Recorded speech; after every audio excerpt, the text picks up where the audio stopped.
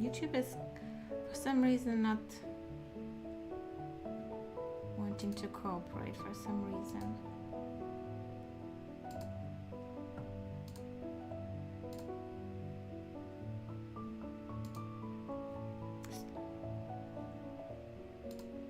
Is it streaming? Can someone tell me? I think it does, right? Because on my end it was like turning itself on and off, and then was an error or something like that, but I hope it works. Let me know in the chat.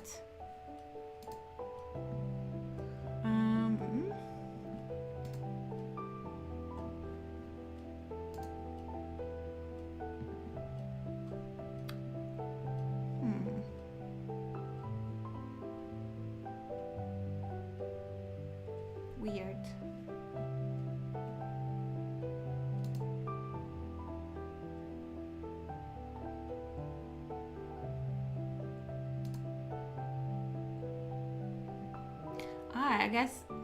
I guess there are not two streams for some reason. The other one doesn't work, so very weird. But I think this one works.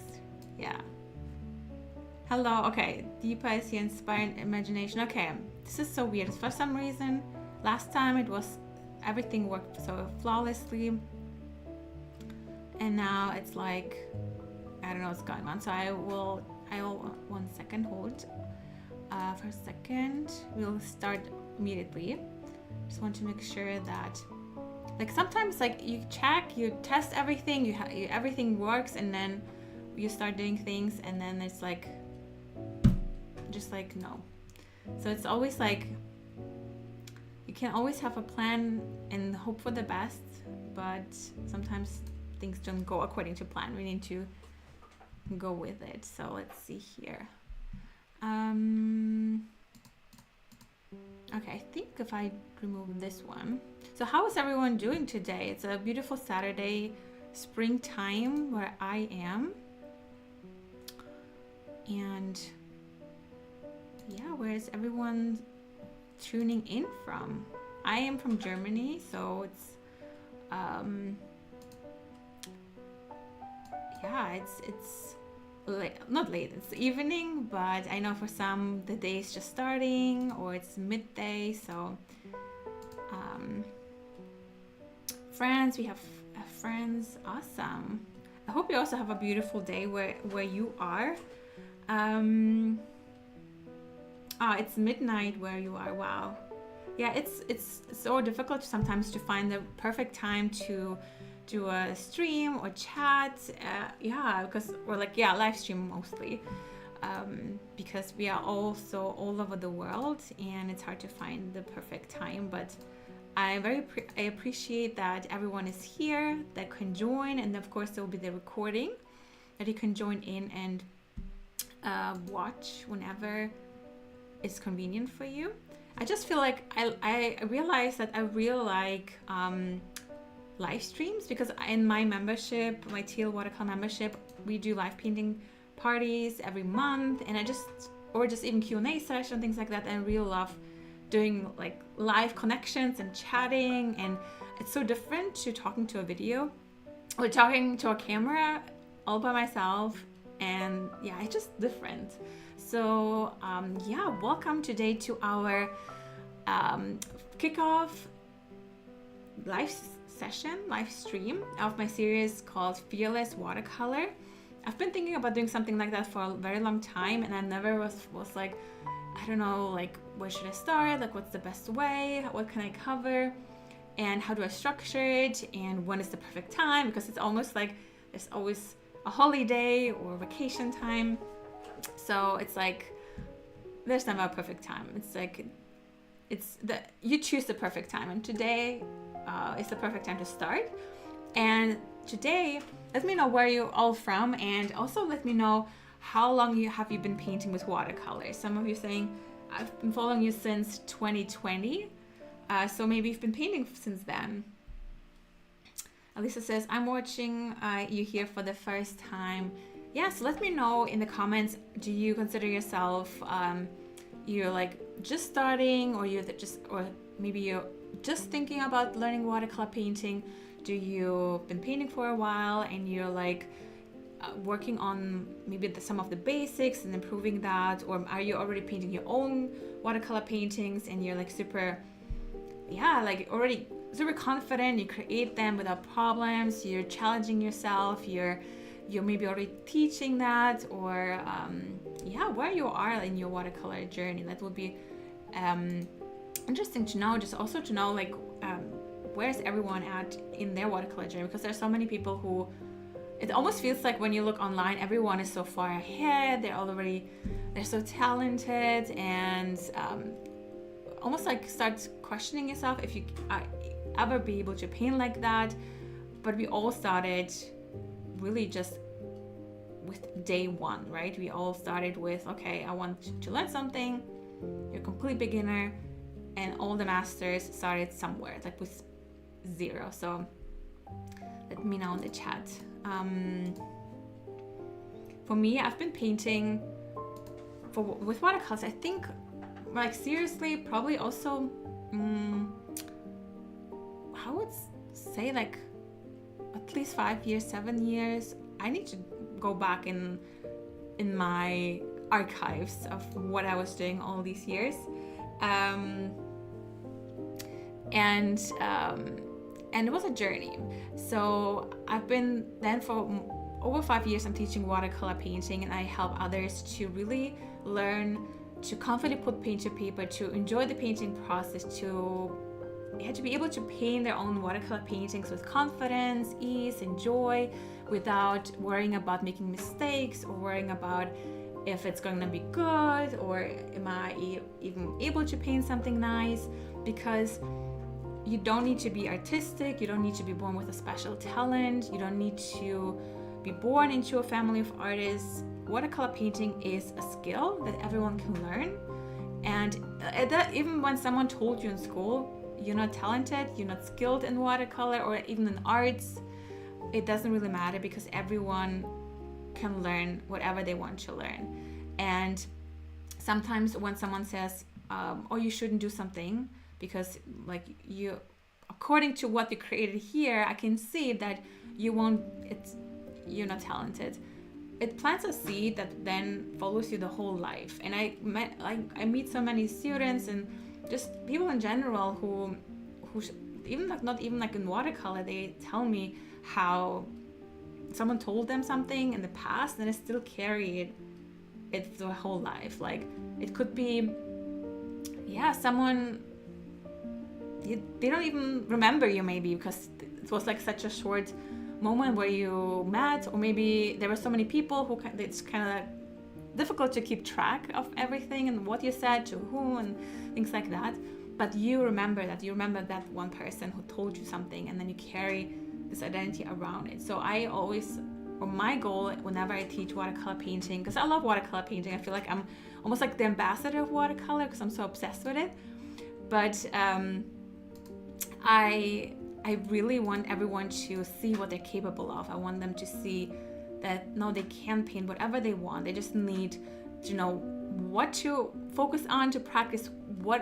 How do you actually use watercolor? How do you what goes into the process of creating watercolor painting, and also have the right guidance to really show them step by step what it takes to create their own watercolor painting, and not so much about you're born with it or not. It's everyone learns everything from day one, like something completely new, and they learn the practice. They have someone to guide them, someone to help them troubleshoot, and you don't even remember the time where it was a struggle, because it's like so normal for you now. So in this series, I really wanted to walk you through some important aspects of watercolor painting, and also help you start with the right mindset, because I know there are a lot of people who just watch, they collect all the supplies, and they maybe try a little bit and also maybe not so much, like they're hesitant to put paint to paper. And I have a whole challenge that is called Paint to Paper Challenge that I'm hosting in May. So this is another opportunity for you to dive deeper in watercolor painting and what it takes to create your own painting with confidence and ease. And in this series, I want you to start start or even like rekindle that love for watercolor, for the practice, and some like a small reset. So if you're just starting out, it's great because mindset, how you approach things is like the most important thing. Because if in your mind you constantly tell yourself, oh, I'm not talented, I think it's too difficult, everyone tells me this and that, and in your head you keep repeating that, no matter what tools you're using, no matter what tutorials you follow, it will be a struggle, or you will sabotage kind of like your process and feel like, I can't do that. And today I wanted to really start with setting the stage. So let me know, what is something that you can relate to? Like, do you have anything that you feel like, whenever I paint, I always have this voice in my head that tells me, well, what if will mess up this painting? What if I'm waste my supplies? What if waste my time? I spend like a whole hour painting and it won't look the way I want it. What if it will be ugly? What if that one person, Tiffany from back then, it was right, or Miss or Mr. so-and-so, they were right, that who am I kidding? Do you have, like, maybe you don't have that anymore, which is great, because it's always like a practice of how you talk to yourself. How do you like keep yourself in check mentally, how you talk to yourself, and what's your attitude towards things. Manali says, it was a time when your videos really helped me. So during the COVID time, can you believe that? It's almost like it's such like, I don't know what happened. The time went by so quickly. I lost track. I think since then I lost track of time completely. And it's crazy to think how long ago it was, even though it feels like it was yesterday. I don't get time to paint, and now I just look for inspiration like you online that make me go back to my brushes. Yeah, it's important to also remind yourself that like what's your intention with watercolor painting? What is your goal with that? Like, is it for self-care? Is it something that you want to master in meaning you want to be able to paint your own paintings? You want maybe to sell them? Because even if you want to paint something for fun, there will be challenges. There will be something where you're like, I really wanted it to paint that looks this way, but it didn't. And frustration can creep in, where you start again questioning your abilities, questioning, maybe it's not for me, maybe it's watercolor, should maybe move on to something else. But from all the students I've been painting with and seeing their progress, from someone who was so afraid to put paint to paper, just collecting supplies and just thinking about painting and putting everything and everyone first, to now weekly, or even like every other day, or once a month, or every second week, to see them how they put paint to paper, they practice, they got nicer to themselves. They don't care as much anymore. Not every painting is this precious piece that now this is the only chance I have to paint that, and if it's not perfect, then well, I'm not good enough, or I'm not talented enough, I suck at this, and it feels like I forgot everything. It's beautiful to see how they were in the beginning, more frustrated, maybe worried about every little thing, to now painting and not bashing themselves, but actually seeing, okay, this didn't work well because maybe I used too much paint, too much water, rushed too much, but I really like this one. So it's like completely like different personalities, and it's not like they're somehow, I don't know, they're two different people now. It's just like realizing what really matters, that every painting that you paint is a new opportunity to challenge yourself, to learn something new. And one of my favorite quotes that I remind myself of is, you either get what you want or the lesson you need.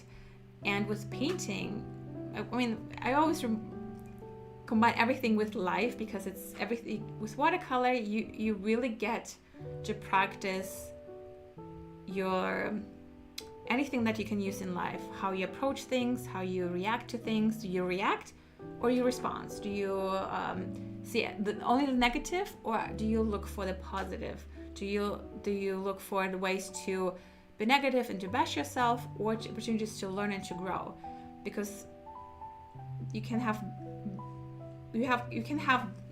one painting and two different people who painted that, and they have completely different worldview around it. Either they maybe it's not exactly how I wanted it, but I learned so much. And the other person might be, oh, I hate that, I can't, maybe I should quit. And even though it's just a piece of paper and a little bit of paint. Oh yeah, Texas is in the house. Welcome everyone. So good to see you all, and kicking off this series. And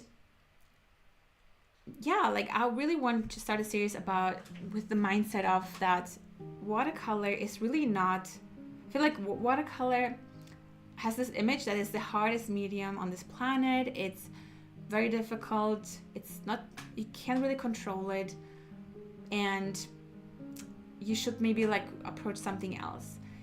But actually, watercolor, like I mentioned earlier, is something where you can really practice to have slightly control, but control in a way that you know how to support it. It's not like this control where it needs to be a certain way. I need to be a certain way, and push it and force it something. It's more like control is in supporting watercolor, like a human being, or a flower. You put it in the right environment so it can flourish. And the same way with watercolor, you give the right environment for it. You support it in a way how it wants you to support it, so they can really shine. And then you just use the science behind it, like really just like, what does it need from me so I can set it up for success, and then it does the other part for you. It's like a collaboration. That's why I think it's so beautiful, because when it comes to, for example, to other mediums like acrylic, oil, or drawing, you almost like you are in control of like every little thing. Like you need to know exactly where you place something, and move the paint so it just sits there and waits for you to do the thing. And it's a lot of pressure, and you really need to know what you're doing. With watercolor, it's like it's just like tells you, okay, just put this amount of paint with this amount of time, make sure you do this and that, and then let me do the rest. And it's just a freeing feeling for me, also just to share it with others and to help them realize that you don't need to force it in any way. You don't need to control it fully. You just need to know how to use it properly, like the right way that it wants you to use it. And then it will just help you. Like you'll both create the painting, like a collaboration, like a duo, like a dance where you both like partners and you support each other. You just need to create, like, support each other, not force the other to do what you want it to do. And then be resentful, like, why is this person not doing what I want, or why is watercolor doing what I wanted to do? It's more like letting go and trusting that it knows what's best. They're also part of the process, a part of creating the piece of art, and then just letting it do the thing. And another thing I wanted to talk about is not only the mindset piece is very important, because how you think is like, it runs the whole show, it runs the whole day. And when it comes to painting, exactly the same way. Like it will run how you approach it, what thoughts you have when you start. So setting yourself up mentally, so to know that whatever I'm painting, I'll learn something new. No matter what happens on paper, I'll learn something new. It's an opportunity to experiment, to play, to see what else I can create. Like, what can I learn from that? And yeah, also like, for example, when you said that, for example, in the chat earlier, that now you might not feel like you have the time to paint or something like that, and you're like, oh, I'm so slow in my process because I don't have as much time to paint as I want. How can you reframe that instead? Okay, I'm doing my best. I get better no matter if I'm put like 5 minutes per day, once per week. I get better every time. And yeah, just like not even be afraid of failure, because there's no such thing as failure. Like I only said, like it's only opportunity for growth. You either get what you want or the lesson you need, and you can't learn anything if everything goes great. Like there's no growth, there's no, yeah, there's like, I mean, you wouldn't watch a show, you wouldn't watch a movie if everything's perfect there.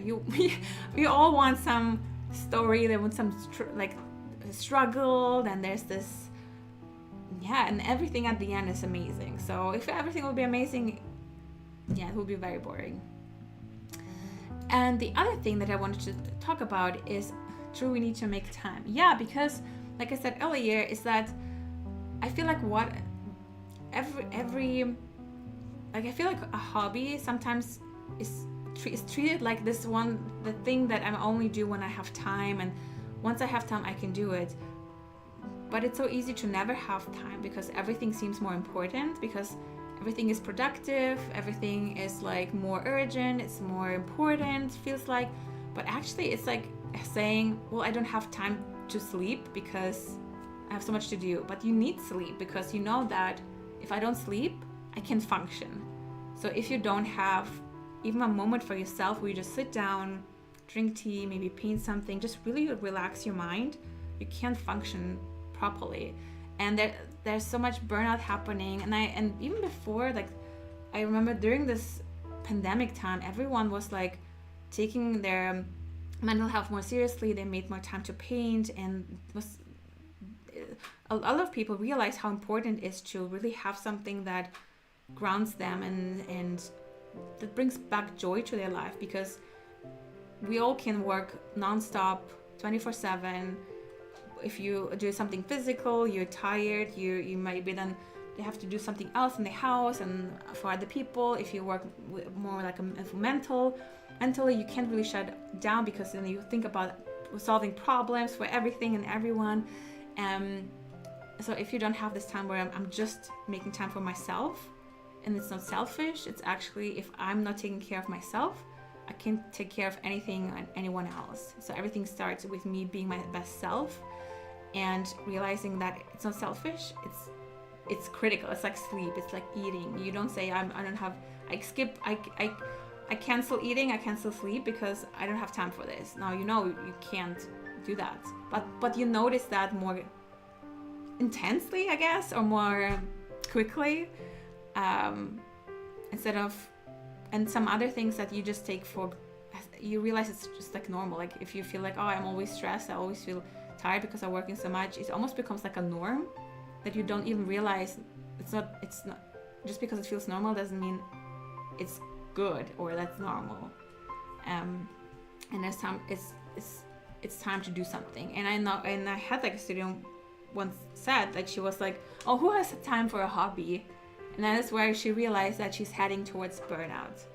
And I actively have to put time for just doing something else. I mean, I love what I'm doing, and I so love that I get to teach watercolor painting and do all the things behind the scenes and just doing all the things, and I really enjoy it. But I also know that I am my best when I take time where I do something else. I go dancing, connect with other people, or just like, yeah, just other, like, more like just something else that I like, not work related, to nourish myself, because I notice the difference of how I feel. So it's like being self-aware. I think that's also one important aspect, to not just like run through life and just like everything is a blur, but actually like, okay, how do I feel today? What do I need? Like, I feel this way, like, why is that? Like, do I when was the last time I did something for myself? What was the last time I did something? What happened to my hobbies? What happened to, I wanted to learn how to paint with watercolors. What happened to that? And realizing that, well, where was I here in the last few months of my calendar? And if sometimes we do need to put into calendars, it's actually like a practice, a habit, and not the afterthought where we just put it in somewhere where we have like a 5 minutes somewhere in between all the other things. And yeah, it's such an important aspect. And also like, yeah, realizing that the hobby, that creative outlet, is for you to express yourself, like where you feel like you're just doing something for yourself, you nurture yourself, you nourish yourself, and also something that you can reconnect with yourself. Maybe something you can do to reconnect with someone you care about, like maybe a family member who used to love watercolor painting and you feel more connected. Like, wouldn't it be nice to reconnect to that, like, and feel connected to a community, to a important person, or maybe do this with other people and connect and just distract yourself from everything. Just give yourself a break from everything. And I know like it feels like there's stuff happening nonstop in the world, and it's like, can we get a break from a moment? And if we don't do it ourselves, no one will give us this break. And if we hold on to this belief that it's just temporary, we'll continue living in this illusion. And yeah, so it's very important to take time for yourself, and also just not put it like, oh, it's just something. No, it's something that you do to give the world the best of you and not what's left of you. And this brings me also to the other point that I want to talk about, is not really covered the mindset piece and approaching watercolor painting not only as an as the afterthought that I will do when I have time, when I feel more courageous, where I feel like all the stars are aligned, but you treat it as something that is important. It's also like important to set yourself up for success with the right tools. Like mentally, you might start thinking about, okay, I want to do this for fun, I want to enjoy it, I want to do something for myself. How can I now support myself in this journey? And you don't need to have a fancy studio, you don't need to have, so some people are, I'm in my studio painting, and you're like, I can't paint I can't paint because I don't have a fancy studio. It's like, and then I'm like, well, but there are so many people who travel across the world to sit somewhere on the floor to paint a building or a church or just something there, a cafe or something like that, and they don't have a perfect studio, they don't have a dedicated desk, they just sit wherever they can sit and they paint. So okay, then is it really a matter of a dedicated space, or is it just like a convenience, or like just a reason not to paint again? Because we can fight for limitations, for our own limitation, every single minute of our day probably. And so we need to again be self-aware. Is it really the space, or am I just not? Maybe I'm afraid that I will fail. Because I talked to one of my students, she was actually saying that she kept saying that, oh, I don't have time to paint. And then she realized it's not that she didn't have time to paint. She just was worried that it won't look any good what she will be painting, that it will fail, that it won't, the painting will not turn out.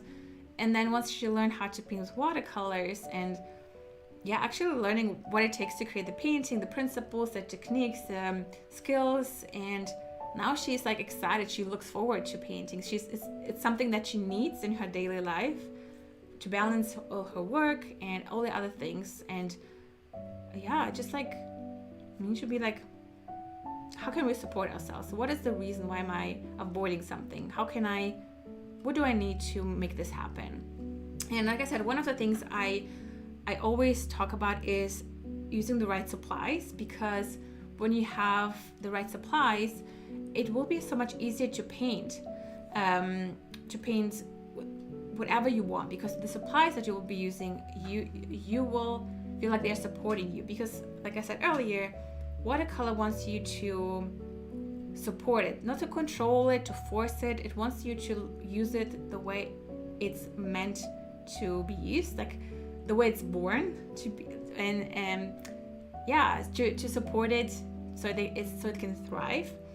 And one way is to do that by using the right supplies. So I believe that your supplies is like, it's like if you use, like, for example, bad paper, it's like building a house on shaky ground, like on some sand. Like it's you can have like good watercolors, good brushes, but if the paper is just like dry, streaky, maybe you notice that when you were painting that your paint dries pale, it looks streaky, you get these weird blooms and things like that you don't want.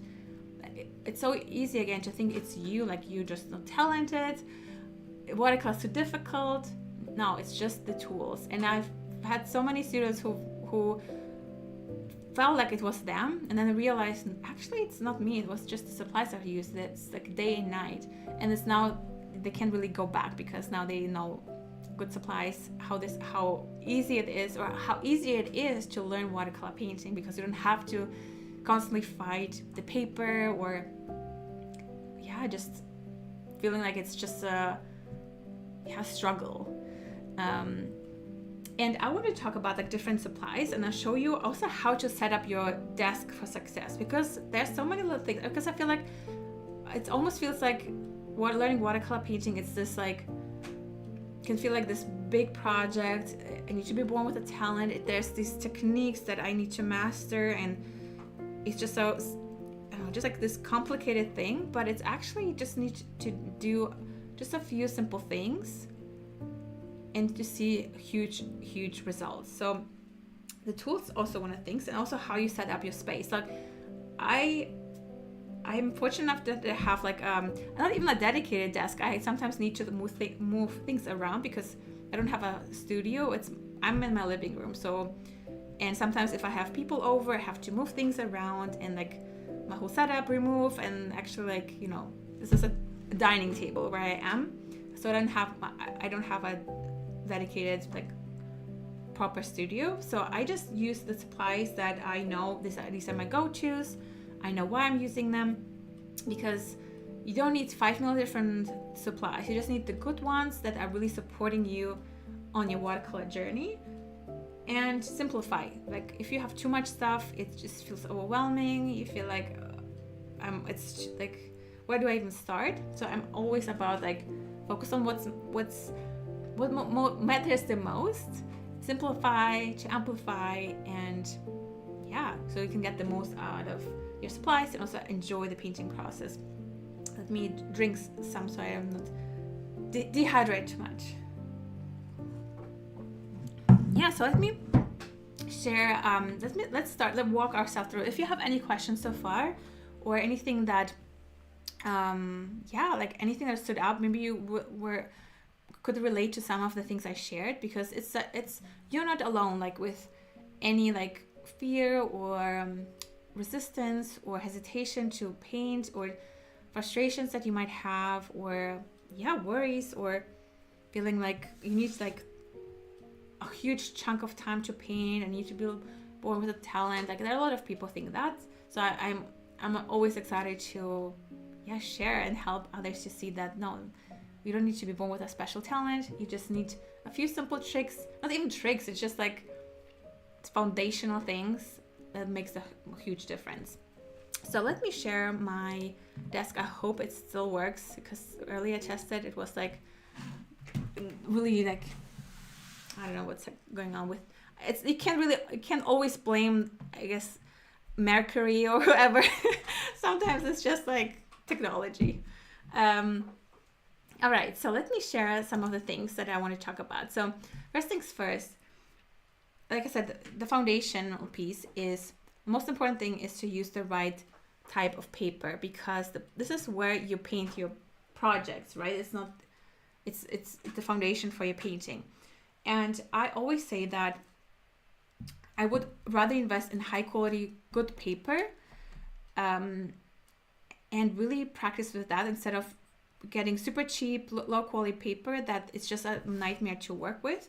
And you also don't need to buy the most expensive ones. So for example, in this case, I just brought 2 examples, and also to help you see like what I mean by what to look out for when you buy watercolor supplies. And also I have a free guide where I go through everything in more detail, so you can develop the skills to not just rely on someone else to tell you, yeah, you need to get this paper, you need to do this and that, but you actually you can go to the shop and feel like you know more than the person in there, or at least like you actually know what to ask for, what to look for.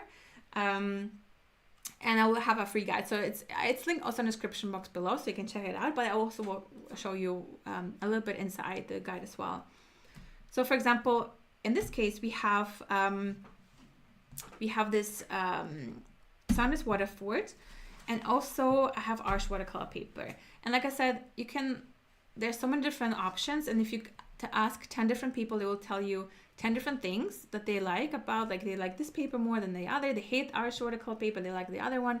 And it's, you're like, what should I get in, like what's going on? You always want to, for your paintings, especially when you learn watercolor techniques or want to paint something, you want to look for like 100% cotton paper. So 100% cotton paper is, you have the other the other part is cellulose paper. And cellulose paper is basically like it's less durable. It's just a different type of material that you notice that the colors will dry differently, they move differently, they the colors look paler. Sometimes paper falls apart. So, and cotton paper is really like, you notice how the paint will just melts like butter. It's just a whole different experience, and it's just more effortless. Like if you notice, for example, you're blending your colors and you always get streaks, or it's just always patchy and dull and muddy maybe, or the paper falls apart. Again, it's not you, it's just the paper. So look for paper that says 100% cotton. So for example, this one says 100% cotton, Arch watercolor paper says 100% cotton.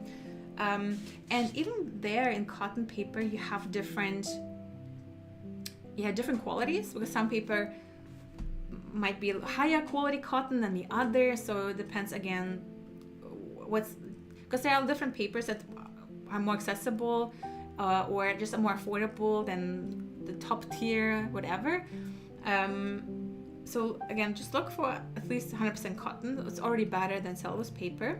And you can also buy not just watercolor blocks or pads, you can get one single big sheet of paper and cut it to size, because blocks are generally much more expensive and you don't need a block. Like a pad would be even cheaper, or you get just a loose sheet, like they are massive, and then you can cut them to size. It's like $5, and you can turn them into like, I don't know how many pieces, like a lot, and you don't feel like, every piece of paper, it's like feels like $5 and it needs to be a good painting, or otherwise you're wasting your money and you're wasting your supplies. So it's more like, it feels more, it will have less pressure, and you don't feel like, it needs to be a certain something.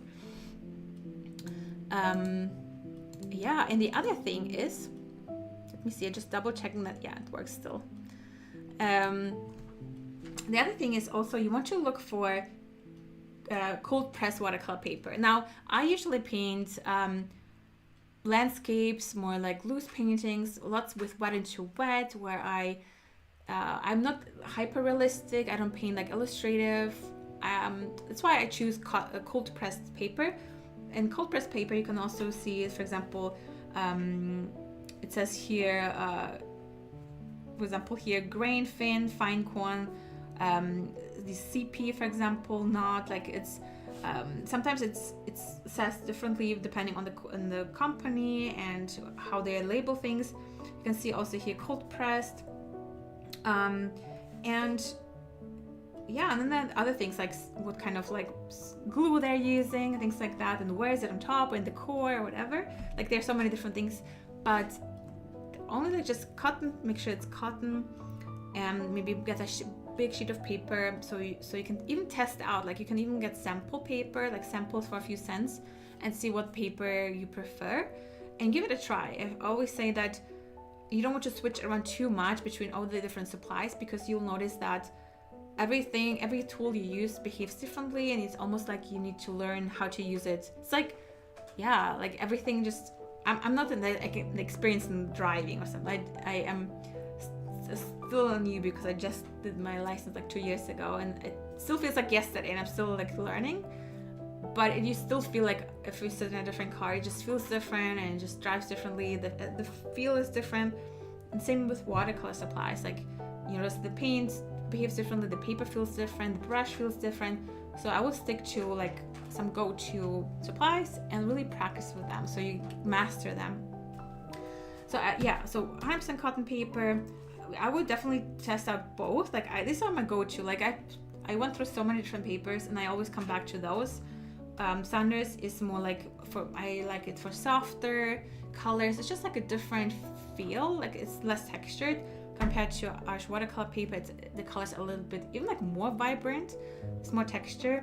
This is where I want to like really vibrant colors. This is for like more softer looks. This is high white. I also used mostly the natural white, so the colors also look a little softer. So this is kind of like my go-to. And the other thing is we also have our watercolors, and I always encourage everyone to start with starter set, like a starter set from a well-known brand where you can actually read the label, you know exactly what's in it, what pigments, like even if you don't exactly know what it means, you still know, okay, this is the pigment they use, this is the staining, not staining, things like that. Because sometimes when you buy very cheap watercolor supplies or paint, sometimes it's like they use fancy names like cotton candy blue, and then rainy day green, and then but you don't know like what's in it, like what kind of binder did you use, what pigment is that, maybe you already have something like that.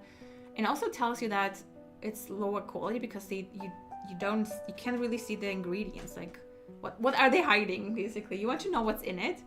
And one of the things, like some well-known brands are, for example, I like Schminke.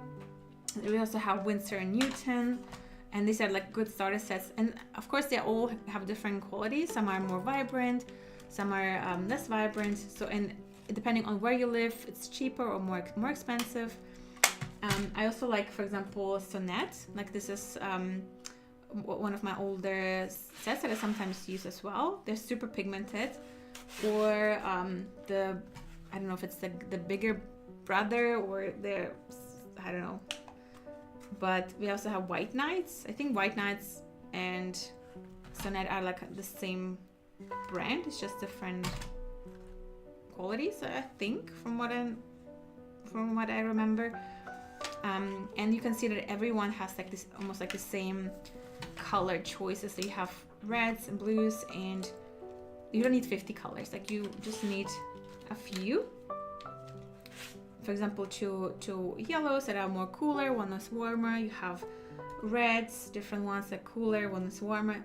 Orange is like more like a convenience color because you can also mix it yourself. And if you want to learn more about color mixing, I have a whole guide linked in the description box below as well, where I talk about color mixing and how to mix certain colors so you get either more vibrant colors or some more muted versions. But you want to have good supplies because, like I said, like life is too short to struggle with like supplies that don't support your painting journey, where it feels like a struggle, where you constantly need to, is it me or is it like what's going on? Why is it not working out? Why everyone's these people on the internet, they create such beautiful vibrant colors, and my paintings are just dull and muddy, and everything just feels like a struggle. Let's remove that from and use good supplies. And then you will notice that what a difference it makes, and then you're like, oh my gosh, why didn't I do this earlier?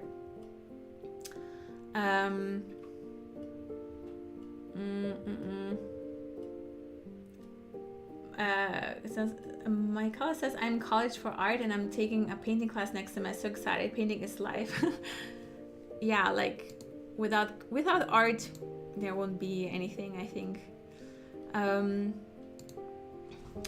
And the other thing is, let's see here, also have brushes. So we have our supplies, and also I can show you what I'm using. So these are like my starter sets that I used before.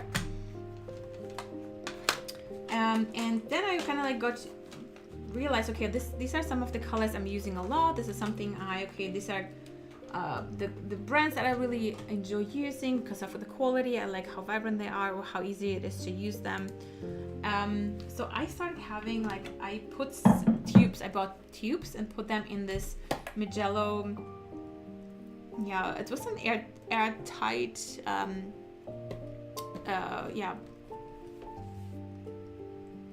How do you even call it? What's the name? I forgot. Mixing palette or like color palette. And I placed them in a way that makes sense for me. Like I like to follow the color wheel, so I know these are colors that I placed them in a way that they create vibrant colors, but also they follow the color wheel, like from yellow to orange to like red to blue to green, and kind of like goes back to here. I don't separate them in like, these are my cool colors, these are my warm colors, or these are my blues and these greens. Maybe it just looks like that, but I actually follow like for example, I have the red and blue next to each other that makes the vibrant purple, and then these are like blues that create more greens that are more turquoise colors, so this is closer to my green that is here. But I also have a video on that, how I set up my palette. So if you're interested in how do you set up palette, how do you know what colors to use in your palette, I have a video on that, so it's also on my channel about how to set it up. But what I usually do is I place my colors, because in the beginning I was like, okay, here's my palette, this is my paint, this paper is here, water is there, and it's like a disaster. So what you want to do is, where I feel like it sets you up for success and not accidents that you could have avoided, is place all the liquidy tools on the right side. So I have my palette. I also have 2 jars of water. So I have 2 jars of water, one is for rinsing your brush and one is just for clear water. I don't do like, this is for reds, this is for blues. There's just too much friction in between. I need to think about it's clear for me. This is where I rinse my brushes. And the other jar is for my clean water. And if I have a tea or a coffee, I put it on the other side. So it's not like I have my tea next to my jars of water. It's on the other side.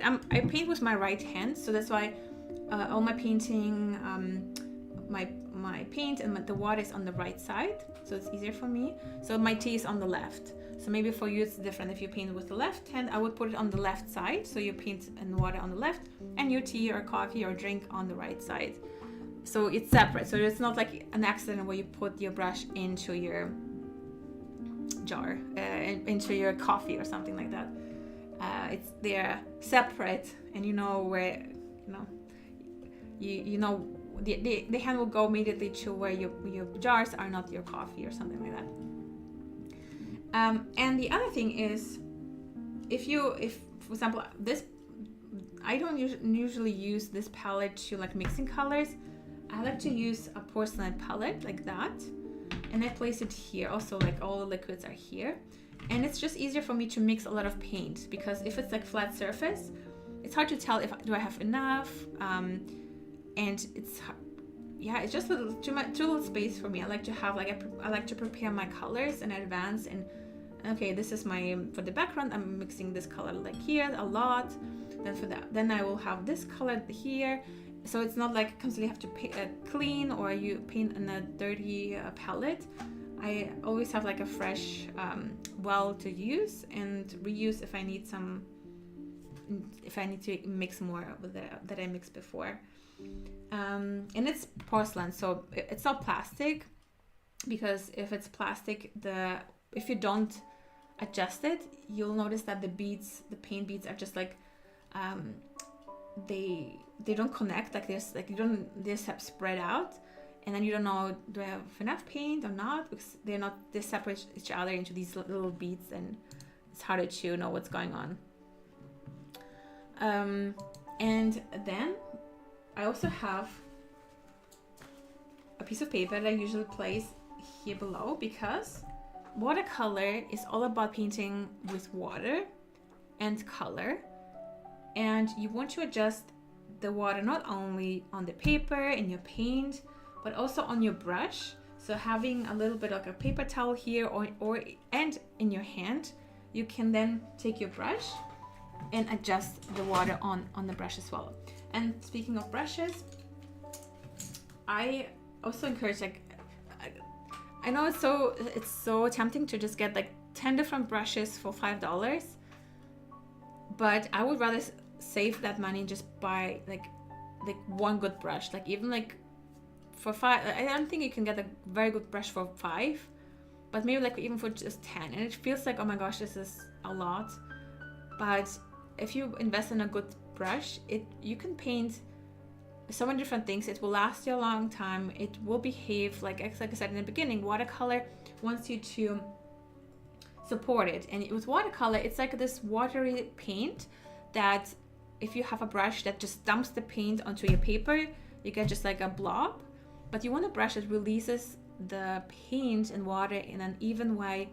It also soaks up the paint and water.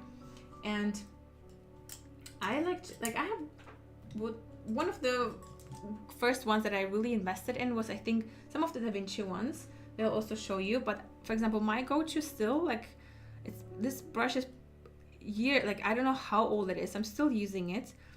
It's a silver velvet brush, and it's been through a lot, so it might not look like super new anymore. Some of the color of font is gone here, and even like the material is falling apart here a little bit. But it's a very, very old brush. But the reason I like it is because it can hold a lot of water and paint, and it has a fine tip. Because if you get like 10 different brushes, one is like big, the other one is for more detail, and then the other ones you don't know what to do with them because like they're just not really holding much water, and then it's just like a waste of money, I think. Because I had so many brushes that I felt like, oh, I'm just buying these ones because they're cheaper, but they didn't hold any water. You'll notice how sometimes when you paint with worse brushes, that you constantly have to go back and load it up more, and then you run out of paint too much, and then you don't have a fine tip where you can really get more in detail. So if you have a brush that is more versatile, so you can invest, for example, if it's just $10, let's say, you can use it for the tip for just fine details, the belly for larger areas, and you don't need like 3 brushes for that. You can use just one. So the silver velvet brush is one of the holy trinity. So my paper, my paint, and the brush. I also like Da Vinci brushes, like these quill brushes or wash brushes. This is a Mix B by Da Vinci. This is some of the editions with Rabi.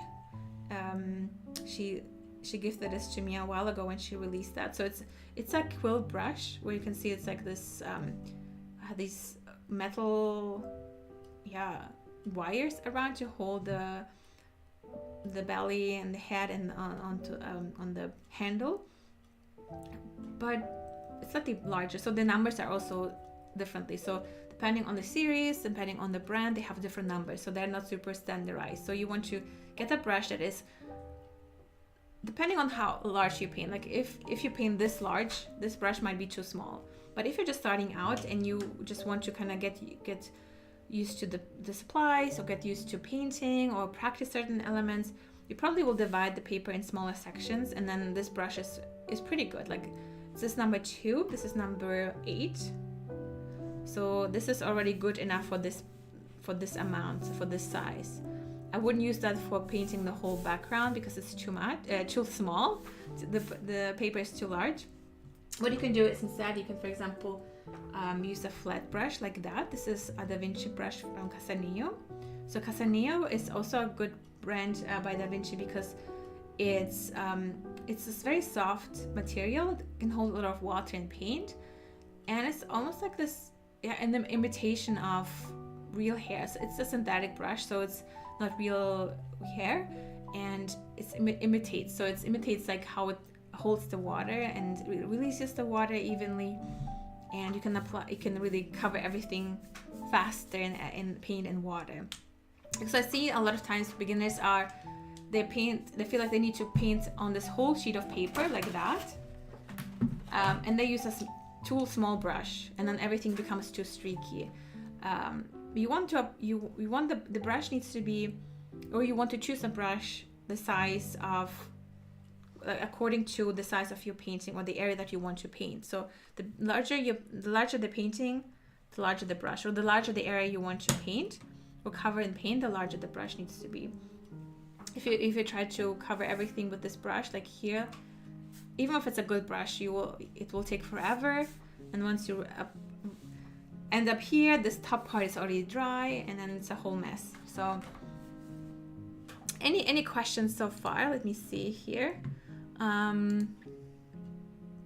This says first time seeing you live, Mako, from Watercolor, from your videos. Yeah, I feel like I'm been teaching watercolor for so many years, and I'm still obsessed with it. So yeah, I can't get enough of it.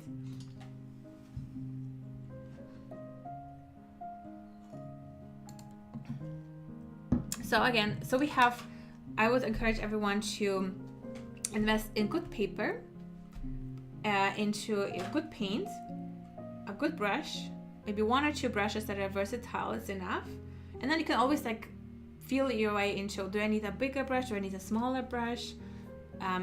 Maybe need to upgrade, because you'll have these moments where you feel like maybe the painting area is too small, I feel like restricted, I need to paint larger. I feel like this brush is too small, I need something larger.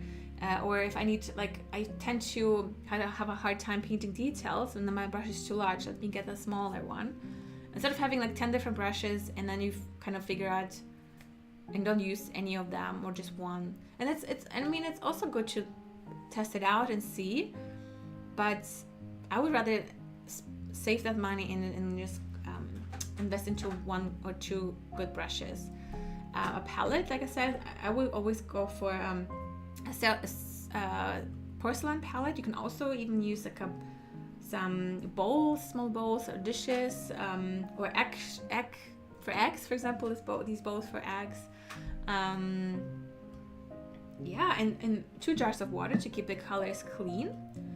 And I would also encourage everyone to place all the paints on one side. So I'm painting with my right hand. All the liquids are here, or the painting liquids are on my right side, because I paint with my right hand.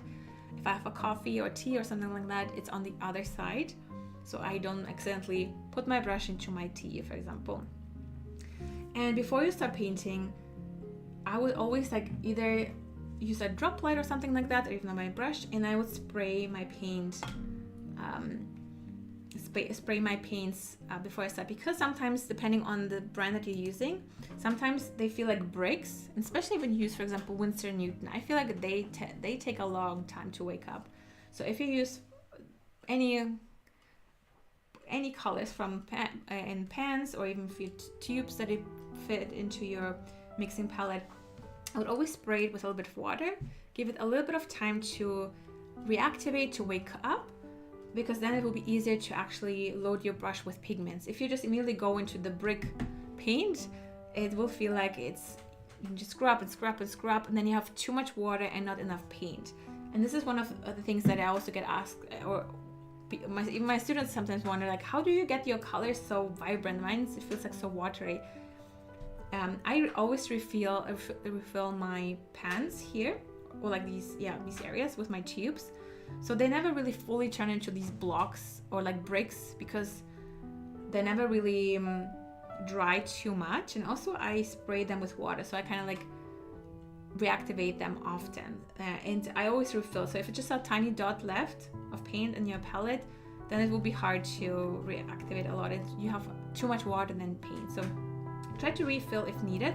Or if you have pans, just buy a new pan, or buy tubes and refill the pan. So yeah, I would say I would buy tubes when you already kind of know what colors you use a lot and get familiar with watercolors, because tubes, I also sometimes see that people who just start with watercolor, when they use tubes, they tend to use the watercolors as if it's acrylic, and it's just too much pigment, it's too heavy, like it looks like acrylic painting instead of watercolor.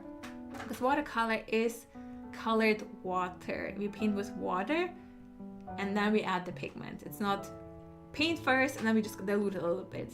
Maybe it's like that in acrylics, but not with watercolor.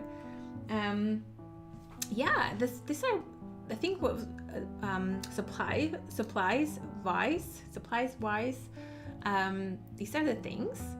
And I also want to show you the guide that I have, a free guide on watercolor supplies, because I feel like I can't stop talking about it. Can't stress about it enough how important supplies are. So if you want to learn more about what supplies to use and like how to even identify what you look for, because the confidence in yourself, where you not feel scared to even just go to the shop and buy the right supplies, like, because sometimes you go into supplies and I'm like, I don't even know like what I'm looking for, like how do I know? Because when I just started, I went to the shop, I got the person working there, she just gave me like brushes that the hair felt like I was painting with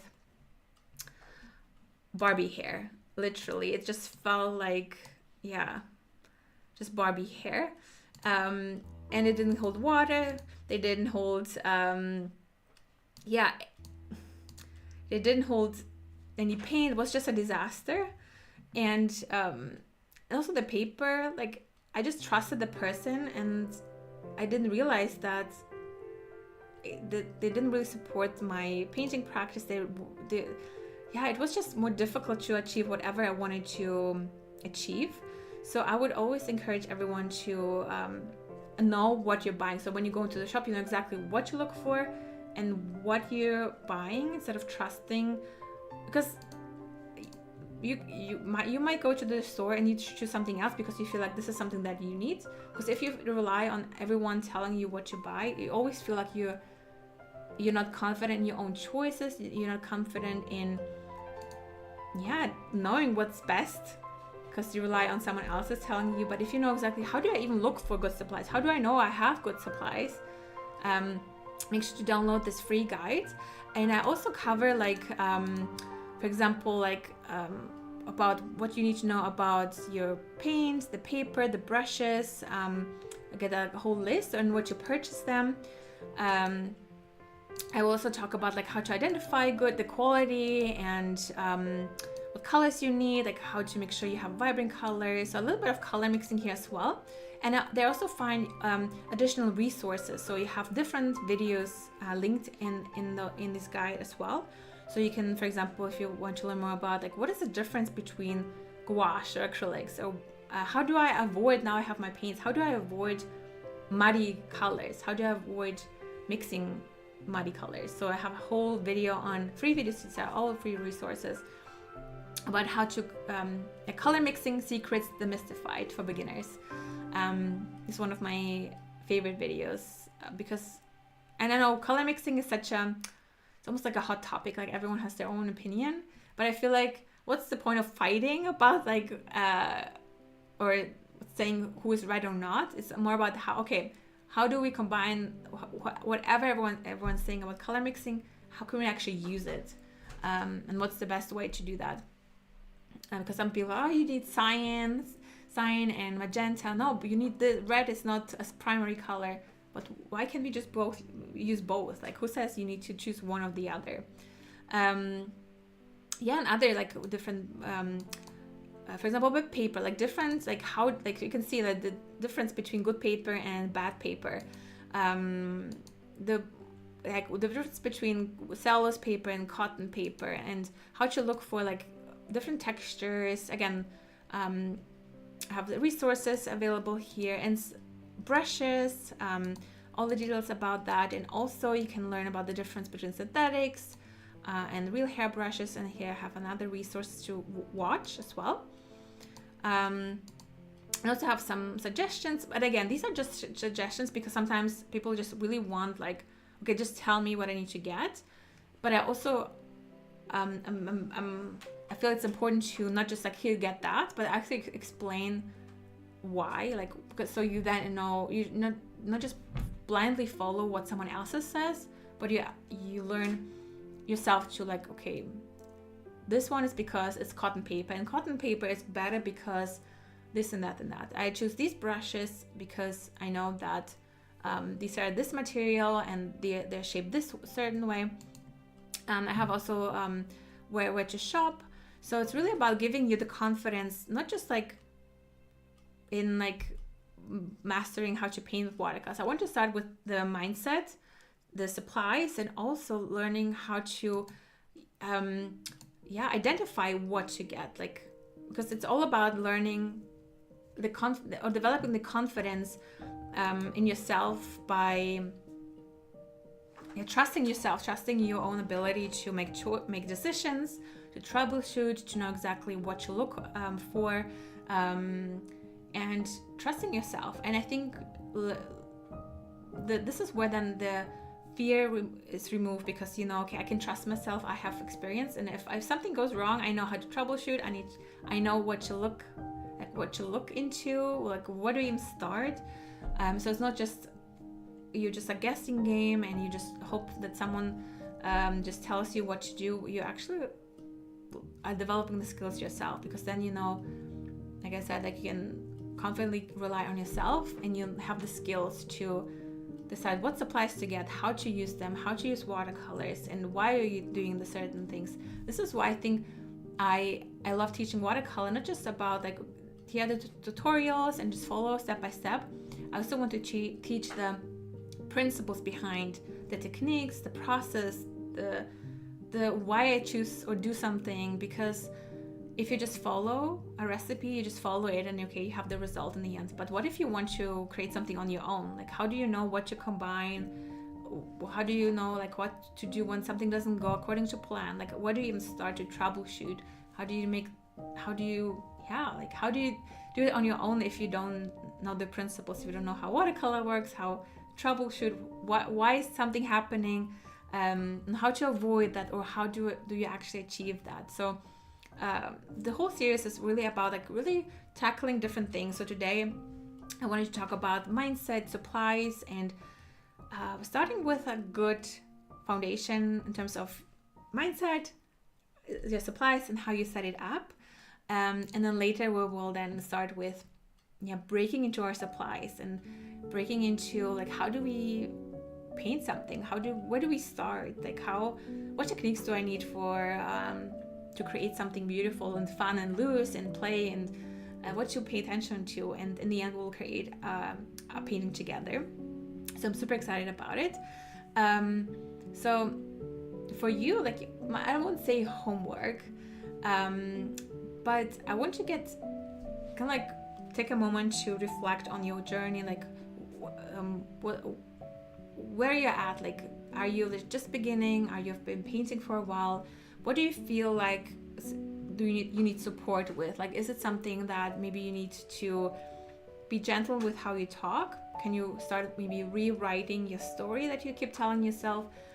Reerasing that tape from someone telling you that you suck at painting and that you're not talented, that you're not artistic, or that maybe it's too late to start. Maybe you feel like you're too old. I have students who are over 80 now, and they paint the most beautiful paintings, and they just started like a few years ago.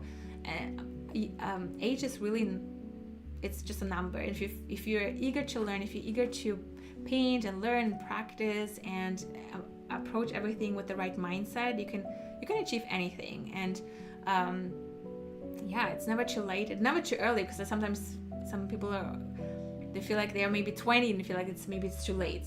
No, like you're not here. I mean, even like probably in sports, I mean, sometimes you can be too old maybe, but not. I see people in their 90s still lifting weights, so I'm like, I'm not buying into any story. I want to experience myself and see for myself. I'm not recording your tape in my mind. I choose my own story. I choose my own tape. I choose to record my own tape that supports me. And I'll also look at what supplies do I have. Like really also download the free guide. So here's again the link to the guide. It's just macochino.com/supplies, and also it's linked in the description box below. And you also receive some additional resources in the email where I talk about how to look for supplies, like how to identify if your supplies are good, like how do I make sure, okay, how do I know my brushes are good, my paint is good, where do you even start, and different resources as well, like additional one, and where you can really start troubleshooting your supplies, because most of the time, 99% of the time, it's not you, it's really the supplies. When it's something that doesn't work out, like streaky, patchy results, muddy colors, we can fix that. And we can do that with just making sure you have the good supplies. And from there, get ready to paint. Like next week, I'll go live again. And we will start breaking into the supplies. So again, so really go through what you have, set up your space or set up your desk. You don't need a dedicated space. You can have literally, these are the things that I showed you. These are the things that I'm using.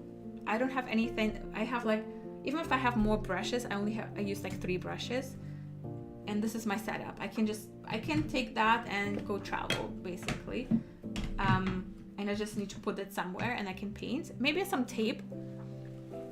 Maybe one of the things that I could also mention was tape, to tape down the paper or divide the paper into sections. Where's my smaller actually?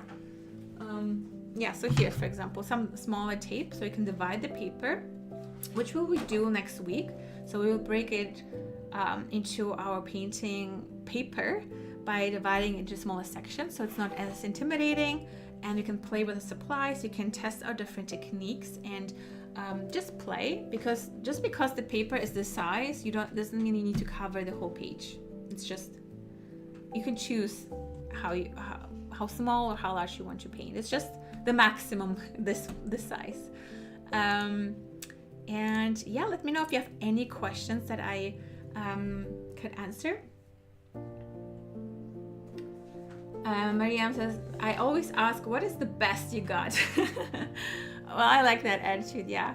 And like sometimes you also, like I said earlier, if you ask like 10 different people, they will always say different things, because for them, maybe they prefer this supply, they prefer this paper, this brush, this paint.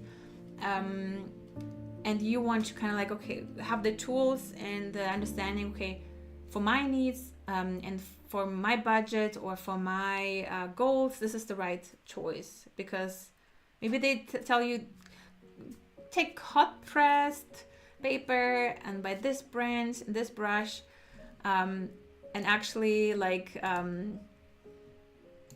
you paint landscapes, wet into wet and things like that, and it's a disaster when you use on cold pressed and hot press, for example. Ivan the studio says, yeah, sure, not going to need it's not a $4,000 brush. Like you can definitely start with whatever you have. If it also depends on where you live. There are different prices. So in the guide you'll learn, okay, how to even look for, because like I said, if I even say like I would get this brush or this paper, it doesn't mean you need to exactly buy this one. I just want you to learn how to identify what to look for, so you can then choose whatever works for you, like no matter the budget. So you can get the best. You can also just the best that you can afford right now, that you are willing to just test out and see if you like it, instead of committing to a $50 pad or something like that. Even like a block, I think blocks are more expensive, around like that price, which is like scary. But if you can, and if you like, okay, I want to set myself up for success, and I'm because the problem with watercolor, I feel like sometimes if you're just starting out and you're not sure if watercolor is the right thing for you, and you just buy something that is cheaper, you don't give yourself the chance to really fully explore it. And because you feel like, oh, I'm just so talented, it's difficult, but it's just the supplies. Like if you want to learn something, I feel like you want to give yourself the best chances, like the best experience. And even if you feel like, okay, no, I think I prefer oils or acrylics in the end, at least you gave your best, you tried your best, you gave it you all to test it out, and felt like, okay, maybe I'm not talented enough, and then turns out you just used the wrong supplies. And yeah, so in the guide you will see all the tips, how you choose your supplies, no matter your budget, and you can choose wherever you live. The price will be different, but it's all about learning to make your own decisions, to know exactly what to look for, how to even know what to look for, so you can choose the right tools for you. So get ready for next week. So next week, I believe it's Thursday, go live again, and we will break into our supplies. So bring whatever you have. Like, you don't feel like you need to like buy everything that I listed in the guide or anything like that. Just bring what you have, and we can break into the supplies together. Maybe you have already like top-notch supplies, the best, and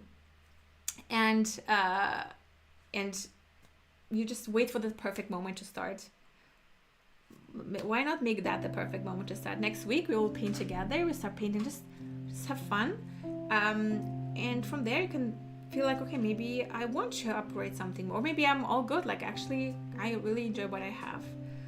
It's all about feeling into what you need, what you feel like